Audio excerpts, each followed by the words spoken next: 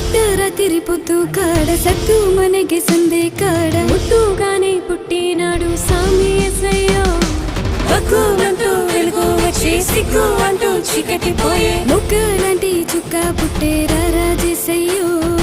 ఏరా బాబు పోదాం బాలాయేసుని చూద్దాం రోజీ నవ్వులన్నీ చూసి మూట గట్టు రాజ్యం పుట్టాడు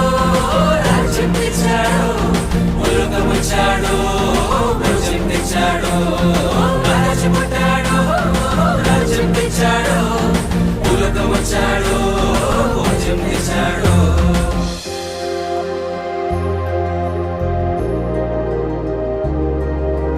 దీనాటి దీనుడై పశువుల పాకలు